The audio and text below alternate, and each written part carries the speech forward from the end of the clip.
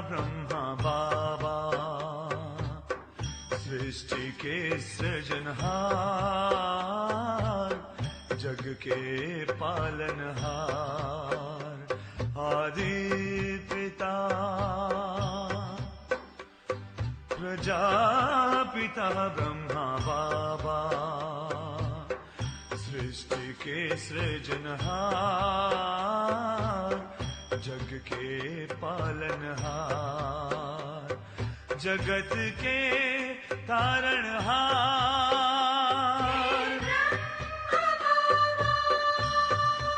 ओ मन मेरा बारंबार करे प्रणाम। आदि पिता प्रजापिता ब्रह्मा बाबा, सृष्टि के सृजनहार, जग के पालनहार।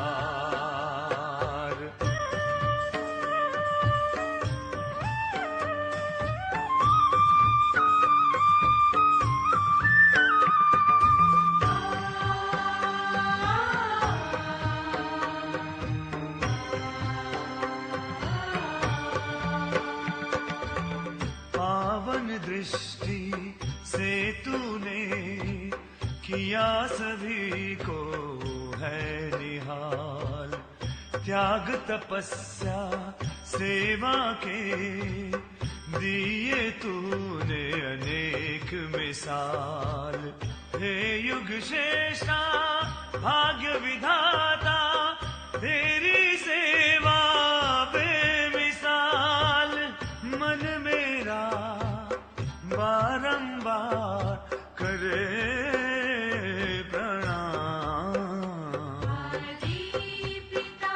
आदि पिता प्रजापिता ब्रह्मा बाबा, सृष्टि के सृजनहार, जग के पालनहार।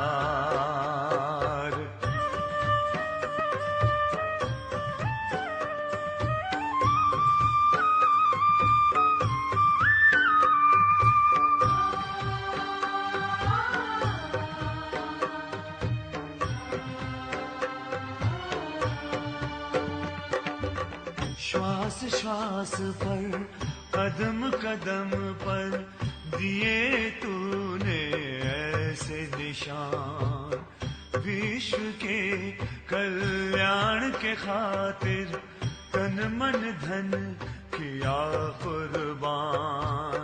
मन मेरा बारंबार करे प्रणाम। आदि पिता प्रजापिता ब्रह्मा बाबा, सृष्टि के सृजनहार, जग के पालनहार, जगत के तारणहार।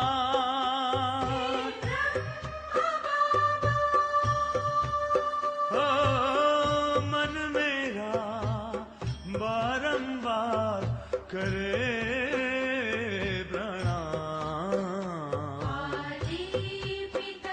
आदि पिता प्रजापिता ब्रह्मा बाबा, सृष्टि के सृजनहार, जग के पालनहार। आदि पिता प्रजापिता ब्रह्मा बाबा, सृजनहार, जग के पालनहार।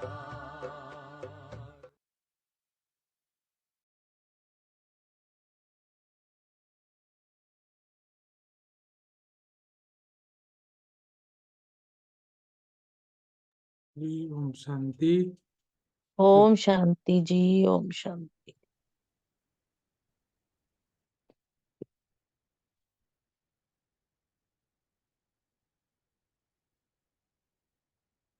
मीठे बाबा को शुक्रिया। Good evening. जैसे मॉर्निंग होती है वैसे आज इवनिंग भी है।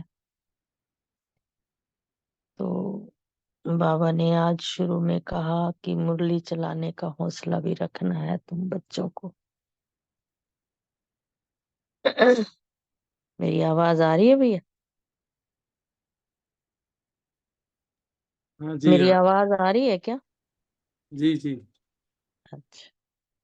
तो फिर बाबा ने ये भी कहा है भी अगर किसी से बातचीत करते हो तो बड़े मीठे होकर करना, कड़वे वचन नहीं बोलने किसी से बात करनी है। और वरदान जो दिया बाबा ने, कर्म भोग को कर्म योग में परिवर्तन कर सेवा के निमित्त बनने वाले भाग्यवान भव। की डिटेल बताया बाबा ने कि जो तन का हिसाब किताब कभी प्राप्ति व पुरुषार्थ के मार्ग में विघ्न अनुभव ना हो।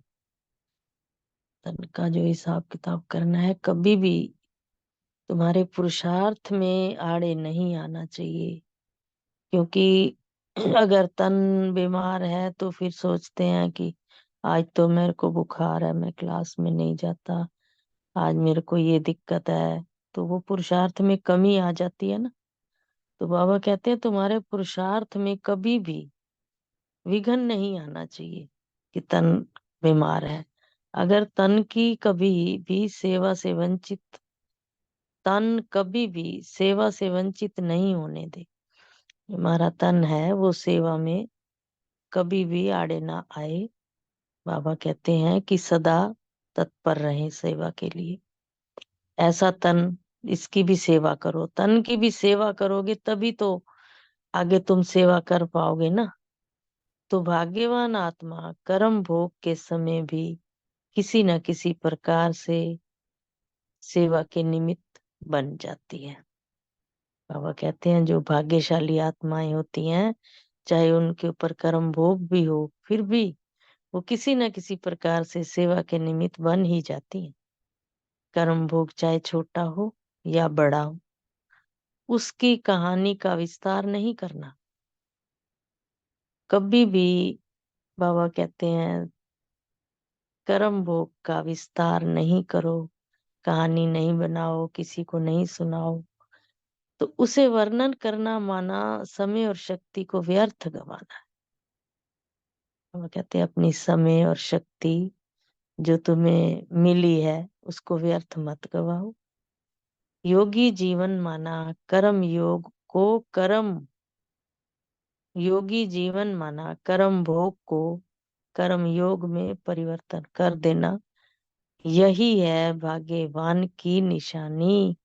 भाग्यशाली बच्चे वो हैं जो कर्म भोग को कर्म योग में परिवर्तन कर देते हैं। बाबा ने कहा ये वाला कितना अच्छा वरदान, और कितना अच्छा बाबा ने आगे डिटेल बताया हमारे लिए। एक एक जो वाक्य है महावाक्य है बाबा का।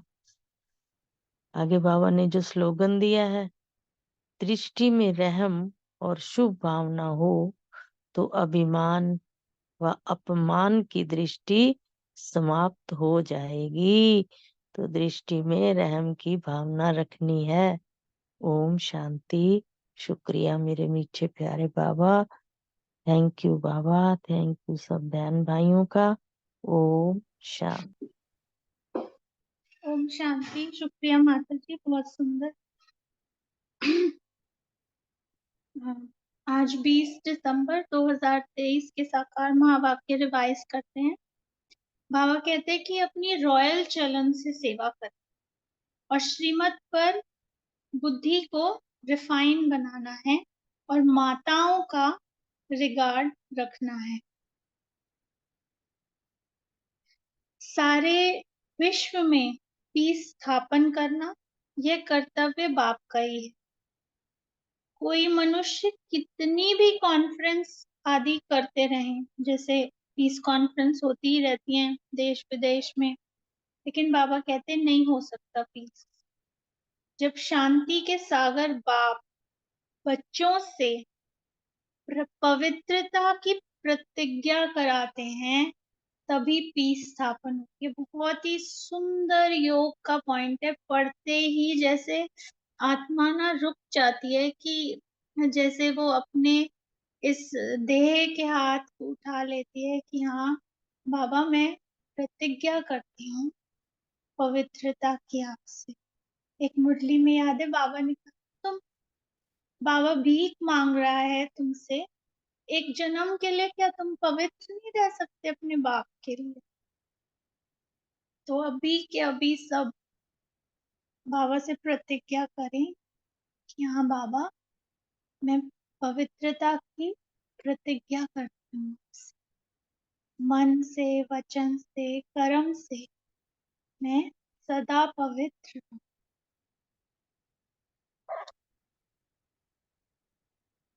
आगे बाबा कहते कि पवित्र दुनिया में ही शांति है। तुम बच्चे ये बात सबको बड़ी युक्ति से और भपके से समझाओ, तभी जो है बाप का नाम बाला होगा। बाप से पूछा जाता है, ड्रामा में क्या कोई भूल है? तो बाबा कहते हैं, बहुत बड़ी भूल है कि तुम मुझे ही भूल जाते, है ना। और हम किसको किसको तो भगवान बना लेते हैं, तत्वों को भी नहीं छोड़ते, उनकी भी भगवान की तरह जो है पूजा करते हैं। हर पत्थर ठिक्कर में जो है उसको पूजते हैं, है ना। शालिग्रामों की भी हम देखते हैं ना, कितनी पूजा होती है। बोलते हैं इसी से भगवान प्रकट हुए हैं, है ना। क्या क्या कहानियां हैं। मैं तो एक बारी ना किसी से बोला, मतलब वो बहुत ही जैसे ज्योतिष में है, तो कहने लगे भगवान सर्वव्यापी है। तो मैंने कहा क्या नाली में भी भगवान है? तो कहते हैं हाँ, इंद्र को ना श्राप मिला था कि ऐसे ऐसे, मतलब कुछ उन्होंने कहानी गढ़ दी, सुना दी जो पढ़ी होगी, कि इसलिए वहां भी भगवान है। वो इंद्र का मतलब श्रापित रूप है, इसलिए वहां भी भगवान। तो ऐसे ऐसे वो, उनके पास सब आंसर होते हैं। बाप से पूछा जाता है, ड्रामा में क्या कोई भूल है? आगे तो हाँ, तो बाबा पूछते कि भुलाता कौन है? तो माया, राम। तो ये माया ही है, मन माया, जो ये कहानियों में फंसा हुआ है। और जबकि कहानियां तो सब ये खेल है रंगमंच का, और आत्मा की जो सत्यता है कि वो तो एक ज्योति बिंदु स्वरूप है और परम धाम निवासी है। अभी एक बहन ओआरसी गई, तो वहाँ उनसे पूछने लगे कौन से सेंटर से हो, कौन से सेंटर। तो उन्हें लगा कि ये कहाँ फंसे हुए हैं सेंटरों में, तो वो सबको यही बोली, मैं तो परम धाम निवासी हूँ, वहीं से आई हूँ मैं। आगे बाबा कहते कि सबसे आगे किसको बैठाएं, इस पर भी कभी उन्हों का झगड़ा लग पड़ता है। जैसे एक बार कुंभ के मेले में झगड़ा हो गया था, वह कहे पहले हमारी सवारी चले, तो वह कहे पहले हमारी, तो लड़ पड़े थे। तो होता है ये साधु, ये जो महंत होते हैं, हर कोई अपनी अपनी गाता है। देवी देवता धर्म जो अब प्राय लोप हो गया है और अपने को हिंदू कहलाने लगे पड़े हैं। अब चीन में रहने वाले अपना धर्म चीन तो नहीं कहेंगे।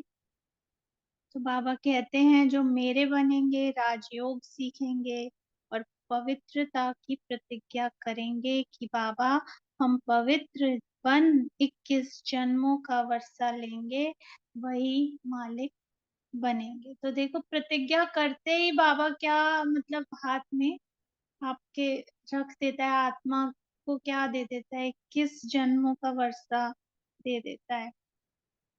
कॉन्फ्रेंस में बड़े आदमी आते हैं, बहुत मेंबर्स बनते हैं, तो उन्हों को राय भी देनी पड़े। फादर शोज सन, शिव बाबा के पोत्रे ब्रह्मा के बच्चे हैं, गॉडेस ऑफ नॉलेज, उनको गॉड ने नॉलेज दी है ना। कितना ज्ञान का भी कितना घमंड होता है ना, जिस जो कोई बड़ी डिग्री जिसके पास कुछ होती है, तो लेकिन ये ज्ञान ऐसा है जो निरहंकारी बना देता है, क्योंकि वो निरहंकारी पिता से हमको मिलता है। दिन प्रतिदिन तुम बच्चों को पॉइंट्स मिलती रहती हैं, समझाने की पावर भी है, योगी की पार अच्छी होगी। बाबा कहते ज्ञानी तू आत्मा ही मुझे प्रिय है। ऐसे नहीं कि योगी प्रिय नहीं, जो ज्ञानी होंगे वह योगी भी जरूर होंगे। तो इसीलिए बाबा ने जो है ज्ञान को ही फर्स्ट सब्जेक्ट रखा है, क्योंकि योग भी जो है वो ज्ञान के आधार पर ही। जब तक आत्मा को पता ही नहीं, जब एक को पता ही नहीं मैं ये देह नहीं हूँ, मैं आत्मा हूँ, ये ज्ञान ही नहीं, तो फिर वो कैसे उस परमात्मा को याद कर सकता है? उसका सच्चा परिचय ही नहीं, तो कैसे? फिर तो जैसे जिसने बताया तो वैसे वैसे याद करते रहे। चौराहों पर भी दिए जलते देखे, है ना, क्या क्या लाल कपड़े लपेटे, क्या कुछ नहीं होता भक्ति मार्ग में। तो जब सच ज्ञान मिलता है, सत्य परिचय मिलता है परमात्मा का, स्वयं का, तभी जो है उससे योग भी लगता है। देवताओं के आगे कहते हैं हमारे में कोई गुण नहीं, हम कामी कपटी हैं। तुम माताएं अच्छी रीति समझा सकती हो, मुरली चलाने का इतना हौसला चाहिए, बड़ी बड़ी सभाओं में ऐसी ऐसी बातें करनी पड़े। कई गोपों को बहुत देह अभिमान है, समझते हैं हम Brahma Kumar God of knowledge नहीं है क्या? अरे खुद ब्रह्मा ही अपने को गॉड ऑफ नॉलेज नहीं कहते। माताओं का बहुत रिगार्ड रखना पड़े, यह माताएं ही जीवन पलटाने वाली हैं। कितना रिगार्ड बाबा माताओं का रखता है। अधर कुमारी का राज तो कोई समझते नहीं है। भल शादी की हुई है तो भी ब्रह्मा कुमारियां हैं। यह बड़ी वंडरफुल बातें हैं, जिन्हों को बाप से वर्षा लेना है वह समझते हैं। सॉरी आज मैंने घड़ी देखी ही नहीं, आप सब शेयर करें। ओम शांति।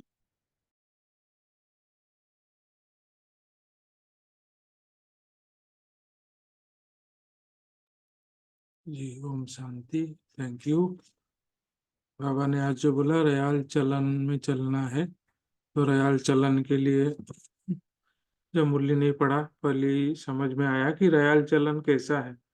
रयाल चलन ऐसा है कि इस जिसमें सेवा करो और उसमें इच्छा नहीं हो कि मुझे ये मिले वो मिले, है ना। तो कई बच्चे होते हैं सेवा करते हैं, हमने इस सेंटर में ही देखा है पहली बार आके कि सेवा करते हैं तो उनके मन में रहता है कि ये जिसका सेवा कर रहा हूँ ये मेरा अपना काम कर ले, मेरे पर्सनल कुछ एडिशन वगैरह हो कुछ हो तो वो मेरे को फायदा मिल जाए, इसलिए सेवा सेवा में जाते हैं तो ये बातें करने लग जाते हैं।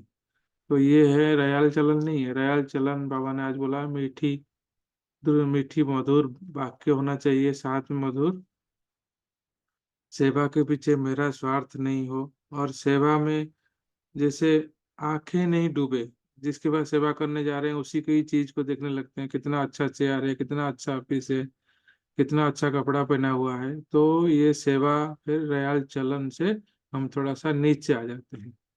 ओम शांति। ओम शांति। बाबा का विश्व में शांति फैलाना कर्तव्य, पर उसके लिए पवित्रता की धारणा चाहिए। तो बाबा आके हम बच्चों से पवित्रता की प्रतिज्ञा कराते हैं, तब विश्व में शांति स्थापन हो सकती है। ये बात हमें सबको बतानी है। ओम शांति। ओम शांति। आज के माँ वाक्य में ना बहुत सुंदर मतलब नवीनता जो पहली बार हमें सुनने को मिली कि मंगल मिलन किसे कहते हैं और मंगलम भगवान विष्णु का क्या अर्थ बाबा ने बताया कि जब हम बच्चे बाप के सन्मुख होते हैं और बाप जब मिलते हैं वही मंगल मिलन है। और मंगलम भगवान विष्णु के बारे में बाबा ने बताया अभी मंगल है, मिलन का मंगल है, वर्षे में क्या विष्णु कुल मिलता है, इसको मंगलम भगवान विष्णु कहते हैं। तो आज तक हमने ये समझा नहीं था और इतना सुंदर और अच्छा लगा कि मंगल मिलन हो रहा है, सुंदर मिलन हो रहा है। एक किस्म से कि योग की भी पॉइंट है और अच्छी करंट की भी पॉइंट है जो आज बाबा ने इसको समझाई। Thank you very much. ओम ये बहुत ही सुंदर वाकई में ये था मंगलम भगवान विष्णु, क्योंकि भक्ति काल में अभी भी इवन आप कभी मंदिर में जाओ ना तो पंडित जी जब पूजा शुरू कराते हैं तो यही पहला बोलते हैं मंगलम भगवान विष्णु। तो आज इसका भी मीनिंग मैंने भी जब पढ़ा तो मुझे बहुत अच्छा लग रहा था कि एग्जैक्ट मीनिंग क्या है, हमें मिला कहाँ से, उसके बच्चे बने हैं, वर्षा प्राप्त हुआ है, ईश्वर के वर्षे के बाद ही मिल पाता है ये। तो ये बहुत अच्छा पॉइंट लगा मुझे भी। थैंक यू आंटी ले लो। ओम शांति। बाबा ने बताया कि तुम जैसा खुशनसीब सौभाग्यशाली कोई नहीं है दुनिया में सिवाय ब्राह्मण कुल के, और कोई भी भाग्यशाली हो नहीं सकता, क्योंकि अभी तुम ईश्वरीय गोद में हो। ओम शांति। ओम शांति। आज बाबा ने बताया कि कोई अनरॉयल काम नहीं करना है, क्योंकि नाम बदनाम करने वाले उच्च पद नहीं पा सकते हैं। श्री बाबा का नाम बदनाम करते हैं तो बाबा का भी समाज जाने का हक है।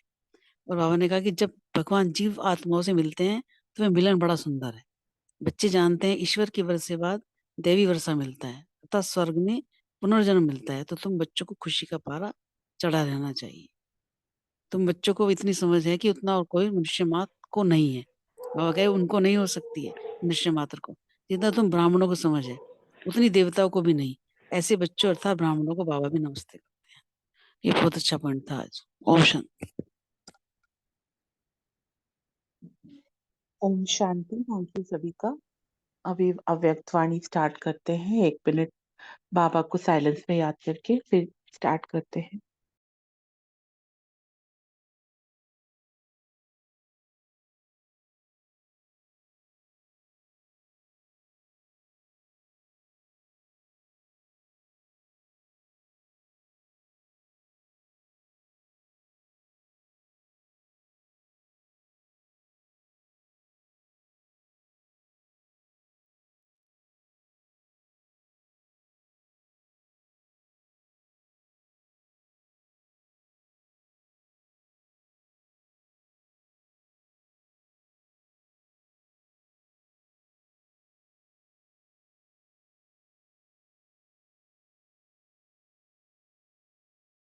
ओम शांति।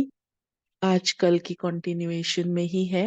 बाप दादा की हर ब्राह्मण आत्मा प्रति श्रेष्ठ कामनाएं। तो महादानी से आज बाबा ने शुरू किया कि महादानी किसको कहेंगे। तो बाबा ने आज बहुत क्लियरली बता दिया है कि जिसको बाप और सेवा के सिवा और कहीं भी आकर्षण ना जाए, सदा इसी लगन में मगन हो कि मुझे देना है, क्योंकि हम देवता बनने वाली आत्माएं हैं। तो हमारा जो कर्तव्य है वो है सबको देना। कोई भी आत्मा हमारे पास आए तो बिना दिए हम उसको ना भेजें, तो ये खाली हाथ ना भेजें। तो ये महादानी की विशेषता बताई है बाबा ने, क्योंकि महादानी बनेंगे तभी वरदानी बनेंगे। और दान करने में जैसे हम मनसा से भी योग करते हैं तो उसमें स्व सेवा बाबा ने कहा कि समाई हुई है, क्योंकि दूसरों को देना मतलब स्वयं माला माल होना। क्योंकि बाबा के अविनाशी खजाने हम देते भी क्या है, बाबा से लेके ही तो बांटते हैं ना। तो जितना हम औरों को देते हैं उतना खुद भरपूर होते जाते हैं। तो बाबा ने कहा कि जितना भी आत्माओं को सुख व शांति ज्ञान गुणों का हम दान देते हैं तो उनकी मन से हमारे लिए शुक्रिया निकलता है। तो वो दुआओं का, जो बाबा कहते हैं दुआओं की गिफ्ट से ना आगे बढ़ते हैं आत्मा। तो सेवा से दुआएं प्राप्त होती है। तो वो कैसे प्राप्त होती हैं? जिन आत्माओं के प्रति हमने मनसा दान दिया, महादानी बने, तो वो जरूर खुशी का और दुआओं का रिटर्न हमको जरूर देते हैं। तो बाबा ने इसलिए कहा कि चारों ही सब्जेक्ट में महादानी बनने का पहले प्रोग्राम बनाना है अमृत वेला, और एक भी सब्जेक्ट में काम नहीं होना चाहिए। तो 4 सब्जेक्ट ज्ञान योग धारणा सेवा, तो आप इसमें कैसे महादानी बनेंगे, ये तो थोड़ा सोचने का विषय है ना। सेवा में तो हम बन जाते हैं, ज्ञान भी हम वाणी से दान दे देते हैं, है ना। योग में भी हम मनसा से दान दे देते हैं। फिर धारणा, तो धारणा से हम कैसे दान कर रहे हैं, ये थोड़ा सा अगर आप लोग भी कुछ अपना शेयर करेंगे तो अच्छा होगा। फिर बाबा ने कहा कि बाबा का जैसे मुरली की लहरें अलग अलग हैं आज। फिर बाबा ने बोला कि और संग तोड़ के सिर्फ एक संग जोड़ना है। तो ये कहावत के लिए आज बाबा ने कहा कि हम जब एक बाप का प्यारा बन जाते हैं तो उसके लिए बनने के लिए पहले सर्व से न्यारा बनना पड़ेगा, है ना। तो सर्व संबंधों की प्राप्ति जब एक से होगी तो सहज ही बुद्धि से सर्व से किनारा हो जाएगा। तो यहाँ पर ये समझने की बात है, बाबा हमको कहता है गृहस्थ आश्रम में भी हमको रहना है, ट्रस्टी बनकर रहना है और न्यारे प्यारे बनकर रहना है, लेकिन बुद्धि से हमारा जो न्यारापन है वो बुद्धि का है, रहना तो सबके बीच में ही है। तो बाबा ने कहा कि सर्व से तोड़ निभाना भी है और सर्व से तोड़ना भी है ना। बाबा कहते हैं तोड़ निभाना भी है और तोड़ना भी है और बाबा से जोड़ना है। तो ये सहज है ना, क्योंकि जब मेरे डोर एक के साथ बंधी रहेगी तो भटकन नहीं होगी। अनेकों के साथ होगा तो कितना हमारी बुद्धि भटकती है ना। तो बाबा ने कहा कि पहले तो बाबा से हमको जितना प्यार मिलता है ना, तो फिर उतने हम न्यारे होते जाते हैं। तो यही बाबा ने कहा कि कमल पुष्प समान हूं या कभी कभी कीचड़ के छींटे तो नहीं पड़ जाते। फिर बाबा की लहर टीचरों की तरफ आई, क्योंकि पार्टियों से मुलाकात हो रही है ना। तो टीचरों को बाबा ने कहा कि आप योग्य टीचर की निशानी क्या होती है। तो योग्य टीचर वो जो हर सेकेंड हर संकल्प से सेवा करती हो। तो अगर हम टीचर का संकल्प व्यर्थ चला जाता है, एक भी संकल्प एक भी सेकेंड, तो उसको योग्य टीचर नहीं कहेंगे। बाबा ने कहा योग्य टीचर अर्थात योग युक्त और युक्ति युक्त। बाबा ने कहा कि जो योग युक्त होगा उसका हर संकल्प समर्थ होगा। तो जब संकल्प रूपी बीज समर्थ होगा तो फल भी समर्थ ही होगा। तो जो निमित्त है वो जैसे एक एग्जाम्पल है, क्योंकि बहनों को देख के ही बाकी भाई बहन आगे बढ़ते हैं। तो जैसा निमित्त अगर पावरफुल है, बीज पावरफुल है, तो फिर बाकी जो आने वाले हैं वो सब भी पावरफुल हो जाते हैं। तो बाबा ने कहा कि अब सुनने से ज्यादा अब हमको स्वरूप बनना है, साइलेंस की तरफ जाना है। बाबा ने कहा आवाज से परे जाना है। तो मतलब मुख से तो सुना लिया, तो ये शिक्षा तो बहुत हो गई। तो बाबा ने कहा अभी स्वरूप बनना है। तो सुनने के कितनी सीजन कितने वर्ष चले गए, बाबा 77 में बोल रहे हैं ये। हाँ, चाहे साकार द्वारा चाहे रिवाइज कोर्स द्वारा सुनने का सीजन बहुत चला, लेकिन अब स्वरूप द्वारा सर्विस करना, तो लास्ट यही सीजन रह गया। प्रत्यक्षता का नगाड़ा बजेगा तो सब आवाज बंद होगा, साइलेंस हो जाएगा। तो साइलेंस द्वारा ही नगाड़ा बजेगा, है ना। तो जब तक मुख से नगाड़े ज्यादा है तब तक प्रत्यक्षता नहीं होगी। तो अभी तक भी वही चल रहा है, भले अभी अंतिम समय आ गए तो अभी भी हम देखें कि हर कोई यूट्यूब पे क्लास कोई करा देता है, कोई कुछ डाल देता है, कोई कुछ डाल देता है, लेकिन अपने ऊपर अटेंशन कम हो जाता है। भले सेवा के मीडिया से सेवा बहुत हो रही, लेकिन अगर हम जितना गुह्य रीति से साइलेंस का जितना हम अभ्यास करेंगे, उतना अंतिम समय जो बाबा का प्रत्यक्षता के नगाड़े बजने हैं वो बहुत जल्दी हो जाएगा। तो बाबा ने कहा समय की समाप्ति की निशानी क्या होगी।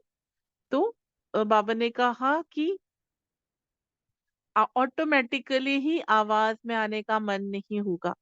हाँ, जैसे अभी योग भट्टी वगैरह रखते हैं ना, साइलेंस में जाने का प्रोग्राम बनाते हैं, तो बाबा ने यहाँ पर बोला कि वहां जैसे आवाज में आने के लिए प्रोग्राम बनाना पड़ेगा। तो ये चेंज दिखाई देगी। जैसे ब्रह्मा बाबा का था कि जैसे जैसे संपूर्ण स्थिति उनकी नजदीक आती जा रही थी, उतना उतना वो साइलेंस में ज्यादा चाहते थे, बात करना बिल्कुल अच्छा नहीं लगता था बाबा को। तो इतना वैराग्य उनको देख के औरों को भी वैराग्य आ जाता था। तो अब बाबा ने कहा कि आजकल चारों ओर मेजोरिटी से पूछेंगे तो सबको सुख से भी शांति अधिक चाहिए, है ना। आज पीस मेकर, पीस स्थापन करने वाला बन के बाबा आया था साकार में। तो आज अव्यक्त में भी बाबा ने यही कहा कि अब आपको क्या करना है, शांति की अनुभूति करानी है। एक घड़ी का भी शांति का जो अनुभव होता है ना, वो बाहर वालों को बहुत श्रेष्ठ प्राप्ति की अनुभूति कराती है। तो बाबा ने कहा कि अब विनाश सामने खड़ा है, तो अब उसके लिए कौन निमित्त बनेगा, तो घड़ी की सुइयां कौन सी होंगी, है ना। तो घंटे बजने के निमित्त सुई होती है ना, तो विनाश के घंटे बजने के लिए सुई कौन है। तो बाबा ने फिर आगे बोला कि कौन है सुइयां, वो तो हम ही है ना, हम ब्राह्मण आत्मा ही है। तो अब हमको क्या करना है, सर्व शक्तियों का स्टॉक जमा करना है ना।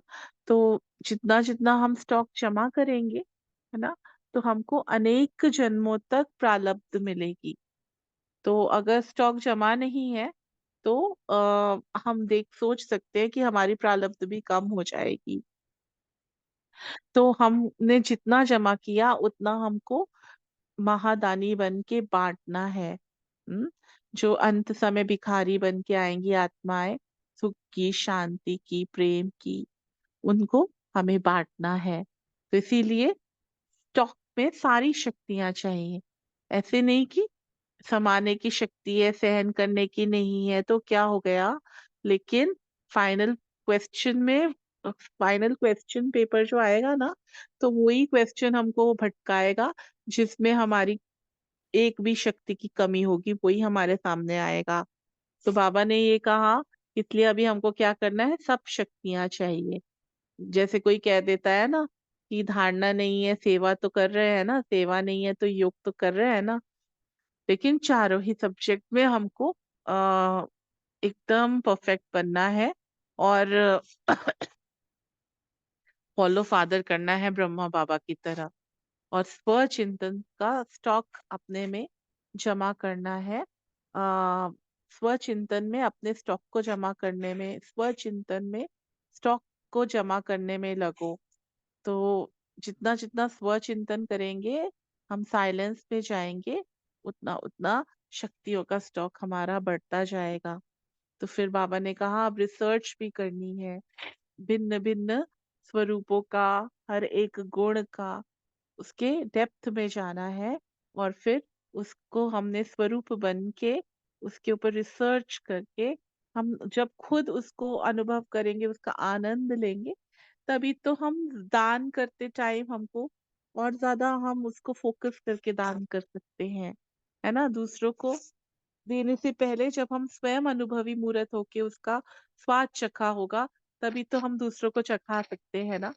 इसीलिए स्थिति कितना काम करती है, हम देखते हैं प्रभु मिलन से पहले सूरज भाई जब क्लास कराते हैं तो फिर कितनी पावरफुल स्थिति हो जाती है, क्योंकि वो उन्होंने एक एक गहराई में जाके बाबा के एक एक महावाक्य के, और उसको उन्होंने प्रैक्टिकल किया है। इसलिए जब शेयर करते हैं तो वो करना भी इजी लगता है हमको भी। तो बाबा कह रहे हैं कि नंबर 1 सेवाधारी कौन होगा, फर्स्ट क्लास सेवाधारी। तो बाबा ने कहा जो सेवा करते भी सेवा द्वारा बाप के गुणों और कर्तव्यों को प्रसिद्ध करे, है ना। सिर्फ कर्मणा सेवा नहीं, लेकिन हर कर्म हर कदम द्वारा बाप के गुण और कर्तव्य को प्रसिद्ध करे। तो इसको बाबा ने आज फर्स्ट क्लास सेवा कहा है। और सेवा करते हुए भी मास्टर ज्ञान सागर, सुख का सागर, शांति का सागर अनुभव हो हमसे। और फिर बाबा ने 3 प्रकार की सेवा बोली फर्स्ट क्लास सेवाधारी में। एक तो अपनी मूर्त द्वारा, मनसा द्वारा, है ना। और बाबा ने कहा कि कर्मों द्वारा। तो मूर्त से मतलब हमारी मूर्त से अलौकिकता जब दिखेगी सबको, तो वो मूर्त से सेवा है। फरिश्तेपन की झलक जब दिखाई देगी। और मनसा से तो श्रेष्ठ वाइब्रेशंस फैलेंगे। और कर्मणा, जैसे बाबा ने कर्मणा से भी दूसरों को जैसे शिक्षा दी, करके दिखाया। तो उस ये तीनों एक सेवाएं अब इकट्ठी, बाबा कहता है कि हमको हमसे दूसरों को ऐसा अनुभव हो, और ये तीनों सेवाएं हम द्वारा होती रहे निरंतर। तो बाबा ने कहा अब हमको ऑलराउंड सेवाधारी बनना है, एक ही समय में तीनों प्रकार की सेवाएं करनी है। तो और कहीं भी ऐसा सेवाधारी नहीं मिलेगा, सिर्फ ब्राह्मणों की ये विशेषता है। और बाबा ने कहा कि ये विशेषता अभी इतनी नहीं है, थोड़ी सी कम है। फिर बाबा ने कहा कि याद की यात्रा का, हर प्राप्ति का अंतर्मुखी बन के सूक्ष्म और गुह्य अनुभव करना है, रिसर्च करनी है। अब हमको उपराम होते जाना है, बाबा की अपने अनुभवों की गुह्यता की प्रयोगशाला में रहना है। जैसे वो साइंस वाले अंडरग्राउंड होके प्रयोगशाला में इन्वेंशंस करते हैं, रिसर्च करते हैं, तो ऐसे हमको करना है योग के प्रयोग द्वारा, है ना। और कर्म और योग के बैलेंस को बढ़ाते जाना है तीव्र गति से। तो बाबा ने कहा कि जो सेवा के लिए जैसे इन्वेंशन करते, वैसे विशेष अनुभवों के अभ्यास के लिए समय निकालो और नवीनता ला करके सबके आगे एग्जाम्पल बनो। तो अभी वाणी से हर कोई वर्णन जरूर करता है कि योग अर्थात याद, योग अर्थात कनेक्शन, लेकिन कनेक्शन का प्रैक्टिकल रूप, प्रमाण प्राप्ति ये है, क्या होती है उसमें महीनता में जाना है ना, गुह्यता में जाना है, तब फरिश्ता रूप प्रत्यक्ष होगा। तो बाबा ने कहा प्रत्यक्षता का साधन ही है स्वयं में पहले सर्व अनुभव प्रत्यक्ष हो, पहले मेरे को हर चीज का अनुभव हो, तब मैं प्रत्यक्षता के निमित्त बन सकती हूँ ना। जब मेरा ही अधूरापन है तो फिर मैं प्रत्यक्षता के निमित्त भी नहीं बन सकती। तो बाबा ने यही कहा कि चाहे विदेशियों की, बाबा ने कहा कि रिजल्ट क्या है, प्रभाव किसका पड़ता है, तो दृष्टि का और रूहानियत की शक्ति का। चाहे भाषा समझे या ना समझे, लेकिन जो छाप लगती है ना वह फरिश्तेपन की, सूरत और नयनों द्वारा रूहानी दृष्टि की। तो ये बाबा ने रिजल्ट देखा, क्योंकि विदेश सेवा के लिए तब दादी शांति गए थे, उनको इंग्लिश बोलना नहीं आता था लंदन में, लेकिन उनकी जो रूहानियत थी योग के वाइब्रेशन से थे, उनसे खिंच के बहुत सारी आत्माएं बाबा के पक्के बच्चे बन गए। तो बाबा वो रिजल्ट देख रहे हैं। तो वाणी में अभी कम आना है, और अब हमको साइलेंस में ज्यादा अपना अनुभव करते जाना है। तो जितना जितना हम रूहानियत का अभ्यास करते जाएंगे, तो वाणी में आने का मन नहीं होगा, और वही अंतिम समय की प्रत्यक्षता की स्टेज होगी। ओम शांति। Thank you. अभी 1 मिनट साइलेंस के बाद हम क्वेश्चन आंसर स्टार्ट करते हैं।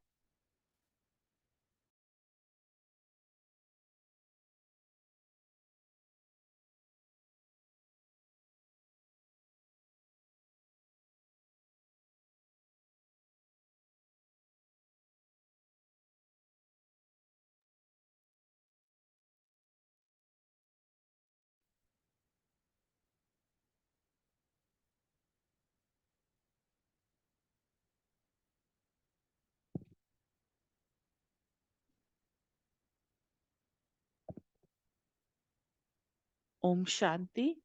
आ, पहला प्रश्न रितु बहन से है। आज बाबा ने महादानी बच्चों की क्या निशानियां बताई? हाँ जी, ओम शांति। आज बाबा ने महादानी की 4 विशेषताएं बताई, बहुत सुंदर मुरली सुनाई आपने समझाकर। बाबा कह रहे हैं कि महादानी अर्थात बाप और सेवा के सिवाय और कोई भी बात अपनी तरफ आकर्षित न करे। मतलब बाप को याद करना है और सेवा में, और कोई भी चीज माया में नहीं जाना है, कोई चीज आकर्षित नहीं करनी चाहिए हमें। तो सदा इसी लगन में मगन महादानी अर्थात जो हर समय देता रहे। ये तो इसी लगन में मगन रहना है कि हमें कोई आकर्षित ना करे। और दूसरा बताया कि जो हर समय देता रहे, कोई भी आत्मा खाली हाथ ना जाए। जिसको शांति की जरूरत है या कोई हमसे मिलना है, वो परेशान है, उसको हमने शांत किया, उससे अच्छे से बात की, तो ये आत्मा खाली ना जाए, कुछ ना कुछ हमसे लेके जाए, बाबा का परिचय हम दें उसको। अगर महादानी नहीं बनेंगे तो वरदानी भी फिर कैसे बनेंगे? बाबा हमारे से क्वेश्चन करते। तो जो महादानी वरदानी दोनों है ना, वही विश्व कल्याणकारी हैं। तो पहले हमें महादानी बनना है, वरदानी, फिर हम विश्व कल्याणकारी बनेंगे। तो सदैव जो मिलता रहता है ना, वह देने से बढ़ेगा। जैसे बाबा भी कहते हैं कि जितनी खुशी देते हैं उतनी बढ़ती है। फिर आगे बाबा ने कहा कि महादानी बच्चों का जो ऐसा कोई समय या दिन नहीं जा सकता जिसमें दान ना करें। हर समय, मतलब कोई भी क्षण हमारा या दिन ऐसा ना जाए जिससे हम दान ना करें, कुछ भी दान करें। चाहे फोन पे भी किसी का फोन आए तो उसको भी यही बात बताएं। तो महादानी बनना अर्थात दूसरों की सेवा करना। दूसरों की सेवा करने से स्वयं की सेवा स्वतः ही हो जाती है। जब हम दूसरे के लिए अच्छा सोचते हैं तो हमारा अच्छा तो पहले ही हो जाता है ना, उसको दुआएं देते हैं। तो महादानी बनना अर्थात स्वयं को माला माल करना, दूसरों को दान ही देना, दान ही तो देना है ना, और खुद हम माला माल हो रहे हैं। तो जितनी आत्मा को सुख व शांति का, ज्ञान का दान देते हैं ना हम, तो उतनी आत्माओं की प्राप्ति की आवाज जो है शुक्रिया से निकलता है, हमारे लिए शुक्रिया निकलता है। तो वही तुम्हारा जमा का खाता है ना, तो वे आपके लिए आशीर्वाद का रूप हो जाता है, और उनकी आशीर्वाद आपको आगे बढ़ाती है। क्योंकि जब हम किसी को बताते हैं, कोई बाबा कहता है नहीं अरे तुम तो इतनी अच्छी जगह गए हो, काश मैं भी जाती, ऐसे भी लोग कहते हैं, तो वहाँ खुशी बढ़ती है ना हमारी। तो इतनी आत्माओं के आशीर्वाद मिलने से अपार खुशी होती है। और इसलिए बाबा ने कहा कि चारों सब्जेक्ट में महादानी बनना है हमें। एक में भी अगर कमी है ना तो भी नहीं होगा, तो चारों में हमें पक्का बनना है। ज्ञान योग धारणा सेवा चारों में करना है, और उसका प्रोग्राम बनाओ बाबा ने कहा। ओम शांति।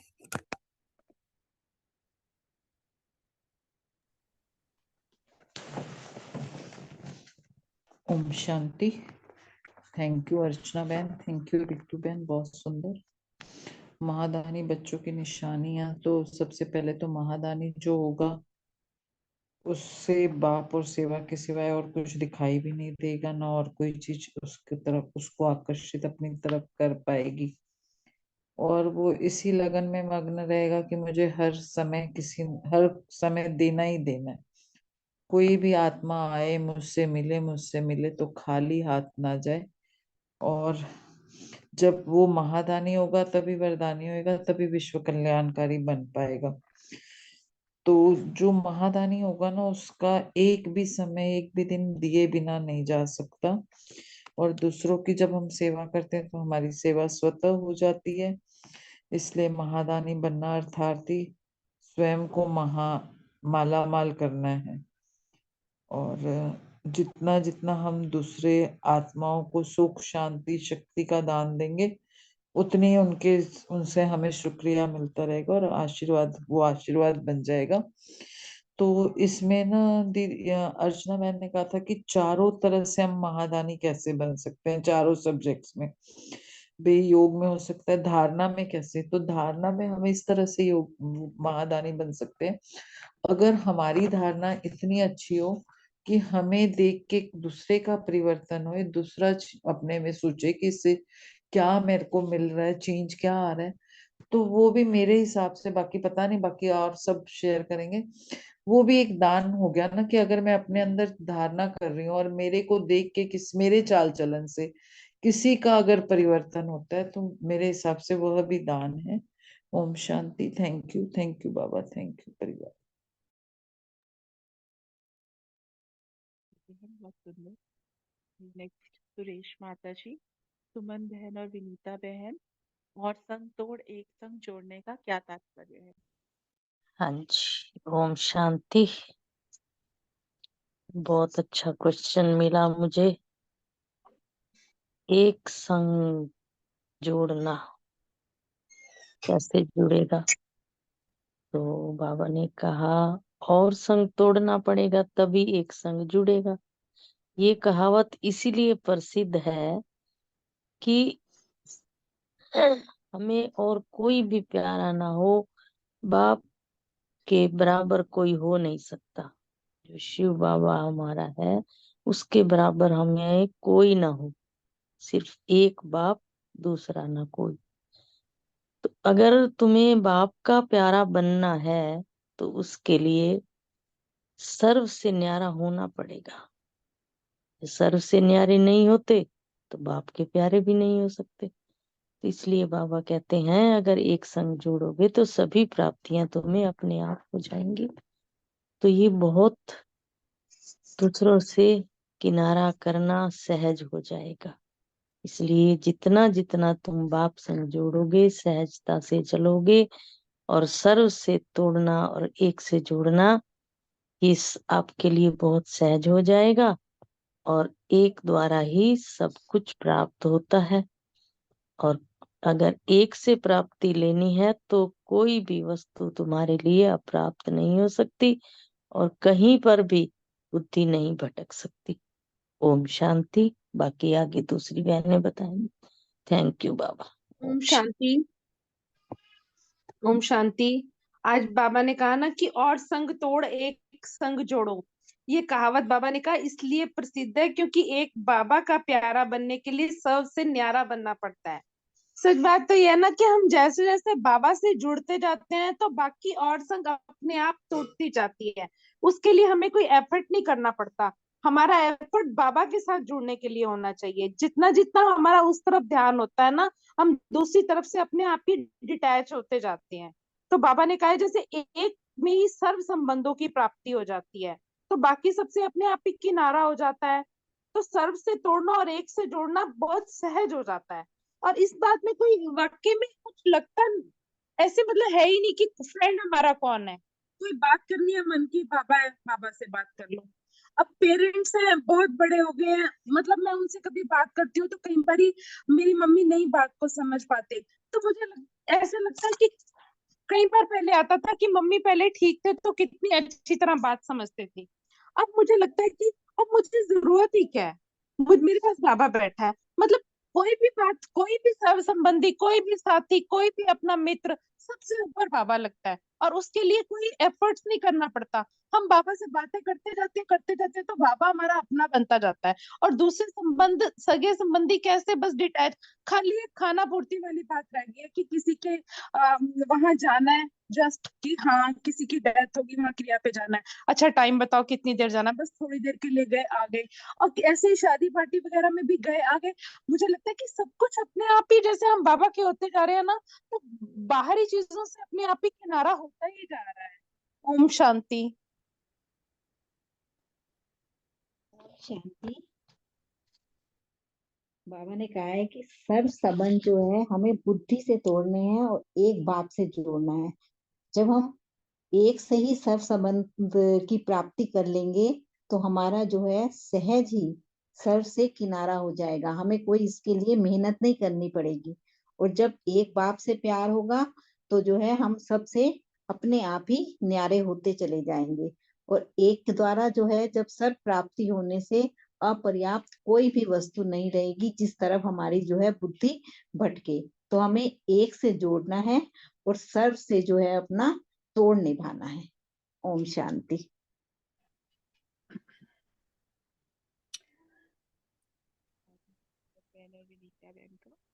अभी नेक्स्ट क्वेश्चन अनीता बहन, मीतू बहन और बलविंदर बहन के लिए है।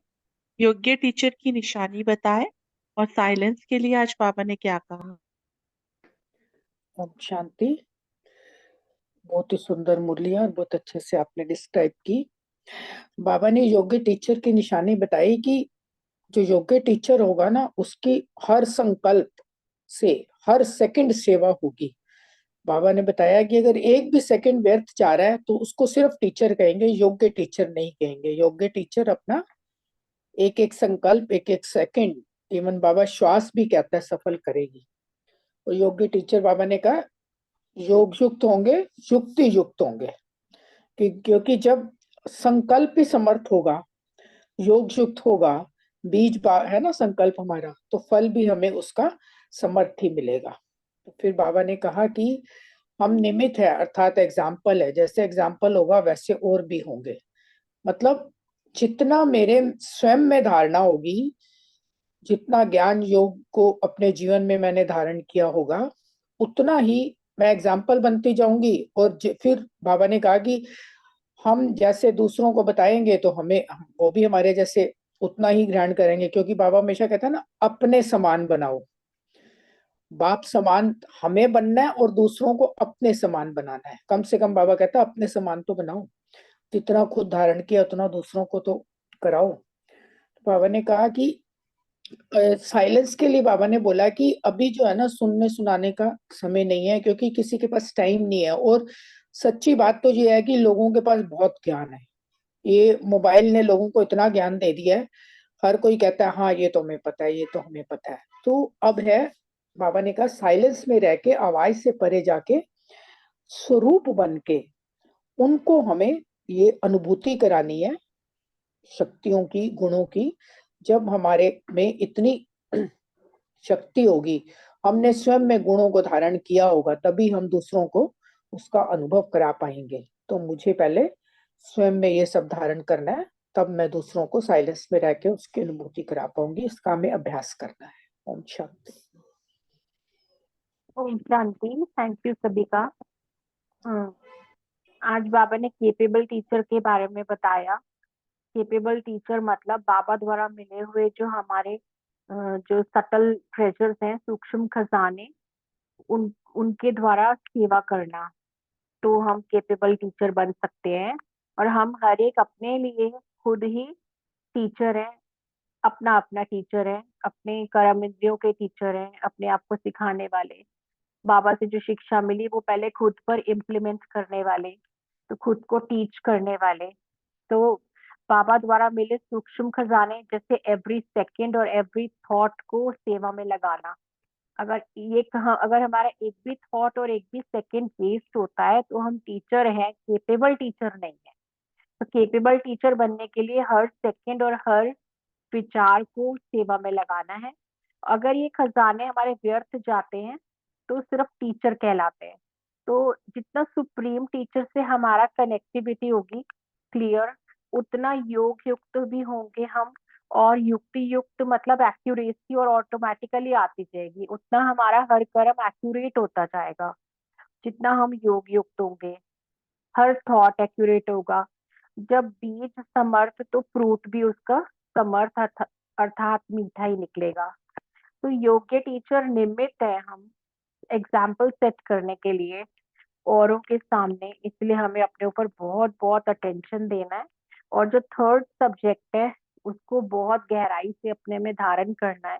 धारणा का जो हमारा सब्जेक्ट है, पहले खुद धारण करना है, फिर दूसरे भी उसको वैसा ही फॉलो करने लग जाते हैं। जब हम एक एग्जाम्पल सेट करते हैं, जैसे ब्रह्मा बाबा ने करके दिखाया, सबके सामने एग्जाम्पल बन के दिखाया। फिर साइलेंस के लिए बाबा ने बताया कि ड्रामा भी हमें बहुत कुछ सिखा रहा है, समय भी हमें बहुत कुछ कह रहा है कि सुनना सुनाना बहुत हो गया, अभी साइलेंस में जाना है। आवाज की दुनिया में रहते साइलेंस अपनी तरफ हमें अट्रैक्ट करे, खींचे अपनी तरफ। मन नहीं करे आवाज में आने का, ऐसी स्थिति अपनी बनानी है। जो सुनते हैं उसका एम्बॉडीमेंट बनना है, वो साथ साथ हम बनते जाए। फिर जैसे अभी प्रोग्राम बनाते हैं साइलेंस में जाने का, भट्टियां रखते हैं, या आधा दिन या 3-4 घंटे बिल्कुल साइलेंस में रहना है, कुछ नहीं बोलेंगे, न मुख से न मन से, 2-3 घंटे साइलेंस अनुभव करेंगे। तो ऐसी स्थिति होगी जो प्रोग्राम बनाकर फिर आवाज में आएंगे, ऐसी भी स्थिति बाबा ने कहा होगी। फिर साइलेंस इतनी अच्छी लगेगी उस समय, आवाज में आने का ऐसा ही वैराग्य आएगा जिससे ब्रह्मा बाबा को आया था। ओम शांति। Thank you.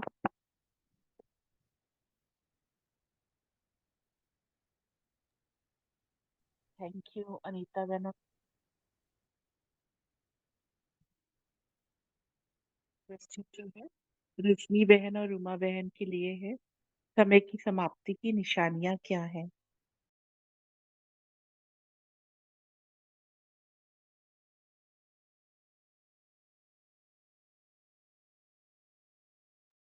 रजनी बहन नहीं है क्या?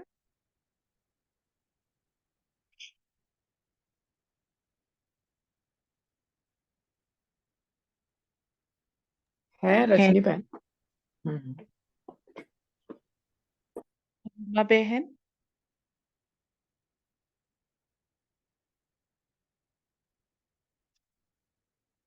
दोनों रूमा ही बहन भी है, दोनों है। रजनी बहन ने सागार का तो दिया था पॉइंट। दोनों है, रूमा बहन भी है, रजनी बहन भी है, दोनों है।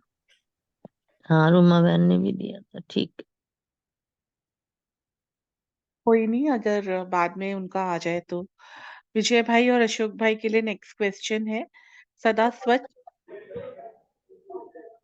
चिंतन की स्टॉक को जमा क्यों करना है, फर्स्ट क्लास सेवक कौन?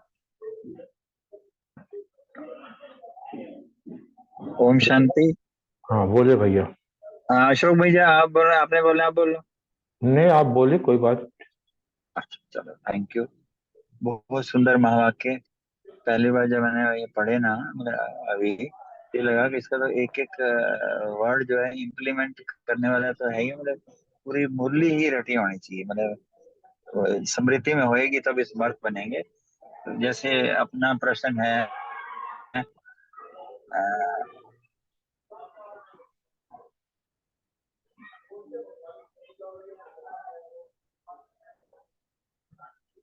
हाँ जी, अपना प्रश्न है सदा स्वचिंतन के स्टॉक को जमा करना है और फर्स्ट क्लास की सेवा कौन सी है। इसके लिए जैसे ऊपर बताया ना कि महादानी बनना है, स्टॉक जमा करना है, तो और जब हम और शक्तियां जमा करनी है, इन सब के लिए ना।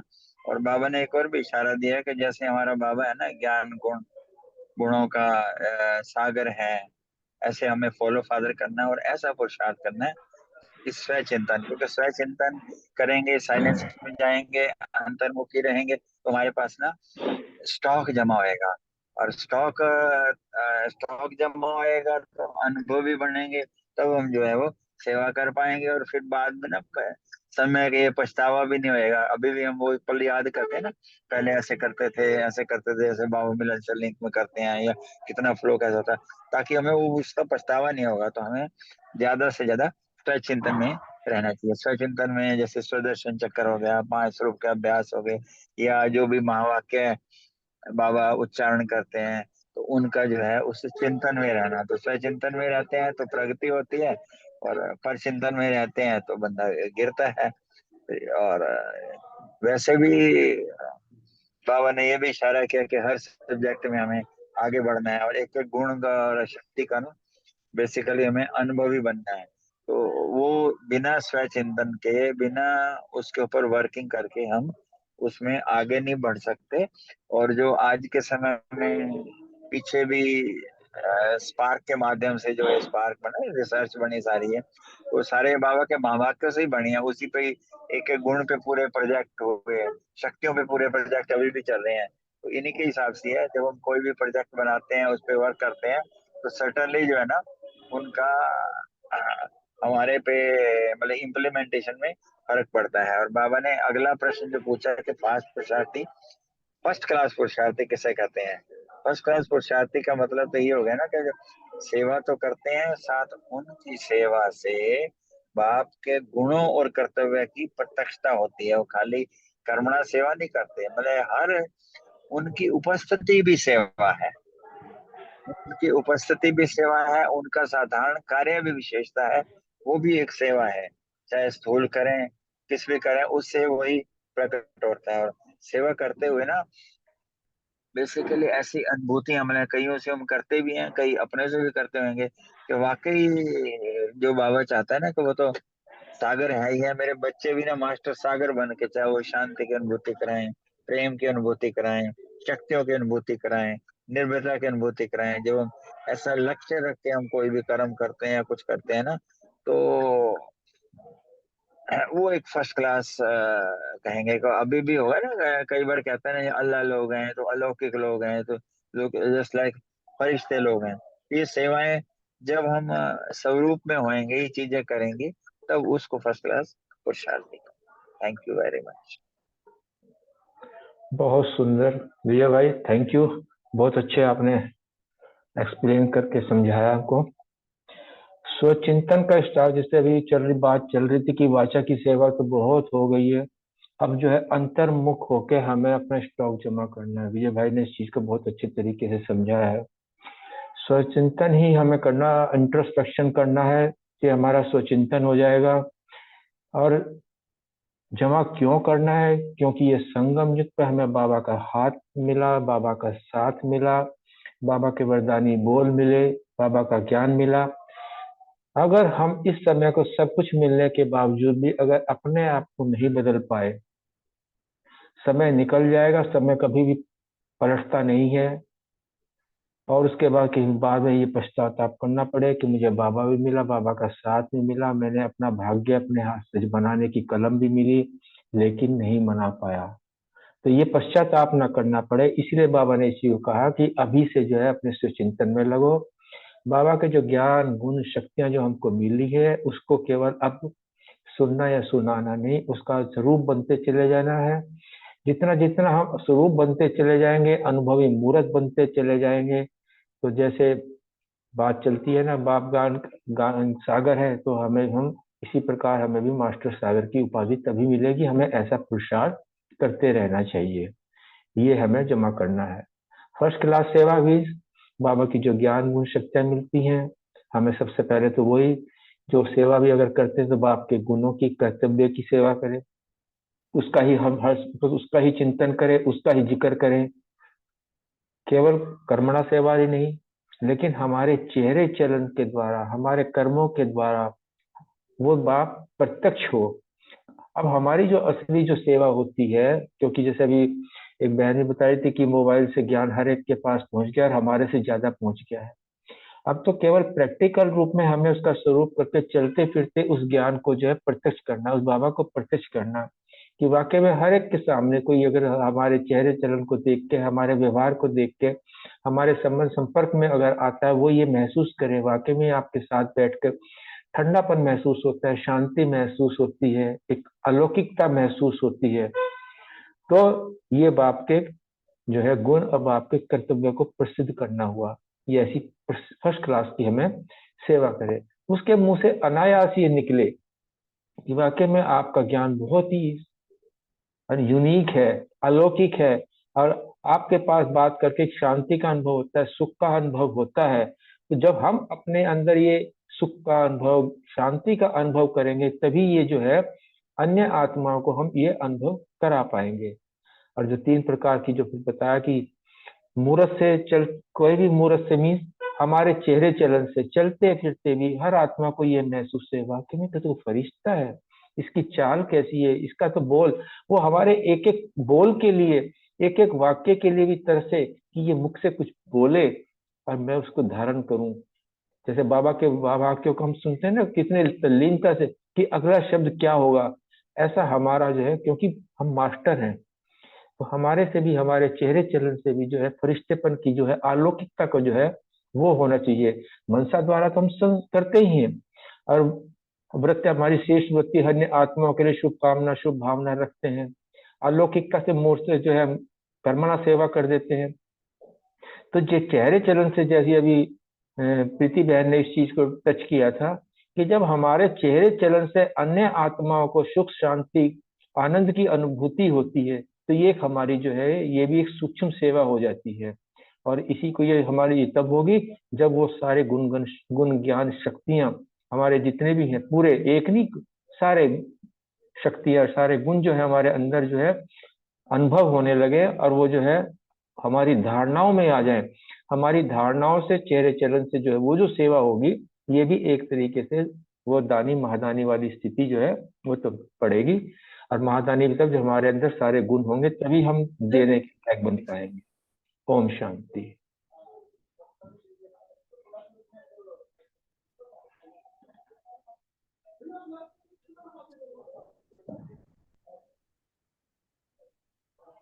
लास्ट क्वेश्चन है, याद की यात्रा की रिसर्च कैसे करेंगे और सेवा में प्रभाव किसको कैसे पड़ता है।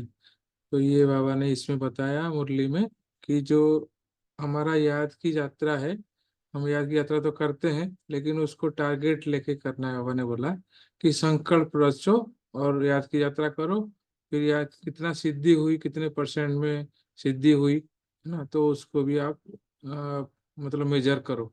तो उससे ऐसा रिसर्च करने के लिए बाबा ने बोला इसमें याद की यात्रा का रिसर्च। तो इसमें ये पता चलेगा कि प्रैक्टिकल में कि कौन सी शक्ति है, कौन सी शक्ति नहीं है ना। तो इसमें से जैसे सेवा में हम नाचने गाने के लिए इन्वेंशन निकालते हैं कि ऐसा कंपटीशन करने, वैसे करना, वैसे करना, तो ऐसे भी हम इसमें भी याद की यात्रा में भी कंपटीशन करना चाहिए। याद की यात्रा में नए नए प्रकार के इन्वेंशन करना चाहिए, ना कि वही पुराना जैसे होता है।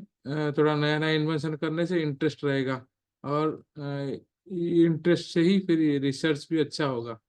तो इसलिए बाबा ने इसमें बताया कि योग को तो हम बोल देते हैं कि याद है, कनेक्शन है, लेकिन बाबा ने इसमें जो बताया ना 2-3 पॉइंट कि कनेक्शन क्या है और प्रैक्टिकल रूप क्या है याद का, और प्रमाण क्या है, इसकी प्राप्ति क्या होती है, तो उस महीनता में हमको जाने के लिए बाबा ने इसमें बताया कि हम मोटे रूप में तो कर लेते हैं, मोटे मोटे रूप में नहीं करना। याद में बैठे, गाना बजा और हम याद, गाना खत्म हुआ, 7 बज गया तो गाना पूरा हुआ, फिर हम आंख खोल देते हैं, ओम शांति करने लग जाते हैं। तो वो इससे नहीं, बाबा ने बोला ए रूहानियत की शक्ति भरो। जो विदेश की सेवा जो हुई वो रूहानियत की शक्ति से हुई है। भाषा तो नहीं जानती थी इत्यादि, लेकिन रूहानियत की शक्ति से ही विदेश वालों को उन्होंने वो कराया, अनुभव कराया। तो अनुभव की जो अथॉरिटी है, यहाँ पे बाबा ने ये बताया कि विशेष सेवा हो सकता है, क्योंकि अंत में जो सेवा होगा वो हमारी वाणी से नहीं होगा। और अंत में बाबा ने बोला कि ना समय रहेगा ना शक्ति रहेगी तब, तो उस टाइम खाली दृष्टि देना है रूहानियत की। जब जितना हम याद की यात्रा में रहकर रूहानियत की दृष्टि अपने अंदर आत्मा में जमा किए होंगे, तो अपने दृष्टि से उनको साक्षात्कार होगा। तो बाबा ने यही बताया इसमें कि रूहानियत को बढ़ाने का अनुभव को आप ज्यादा से ज्यादा आगे बढ़ाओ और रिसर्च करो इसमें। ओम शांति। Thank you.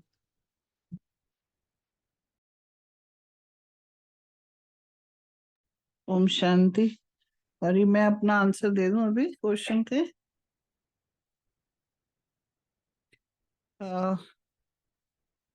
समाप्ति की निशानी बाबा ने जैसे बोली, अभी रमनी भाई ने कहा कि साइलेंस की, तो समाप्ति का बाबा ने निशानियां बता दी हैं कि जब हम बोलना हमारा बंद हो जाएगा, सिर्फ हम साइलेंस में ही रहेंगे, रूहानियत में रहेंगे। जैसे उन्होंने बाबा ने कहा कि आपको बोलने के लिए प्रोग्राम बनाते हैं ना, और साइलेंस के लिए प्रोग्राम बनाते हो, योग में बैठते हैं, तो अब वो स्थिति आएगी कि बोलना नहीं पसंद करेंगे, सिर्फ रूह से रूह की बात होती रहेगी, वो भी रूहानियत के तौर पे।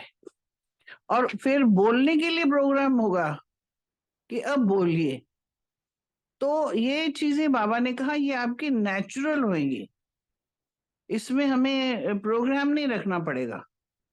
ऑटोमेटिकली सिर्फ तभी बोलेंगे जब जरूरत थोड़ी बहुत होगी, अदरवाइज बिल्कुल साइलेंस। रूहानियत में जो इसका एग्जाम्पल बाबा ने बताया कि ब्रह्मा बाबा का भी वही स्थिति थी कि लास्ट में बिल्कुल बोलना बंद था, 1 सेकंड बोले और इसके बाद बस जितनी बात हुई उतनी करने के बाद वो पूरी की पूरी, बाबा कहते हैं ये जब होएगी, ये लास्ट स्टेज आएगी हमारी, जब लास्ट जिसको बाबा ने कहा है, तो समाप्ति की ये निशानियां हो जाएंगी। अभी तो हम बोलते कितना है, कितना बोलते हैं, मगर वो जो आत्मिक रूप जो होती है हमारी वो बहुत कम है। वो रिवर्स हो जाएगा, इसका बोलना बिल्कुल खत्म और सिर्फ वो हो जाएगी। ओम शांति।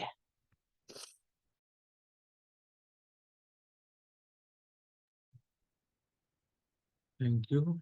अभी हम बाबा को 2 मिनट याद करके फिर एंड करेंगे।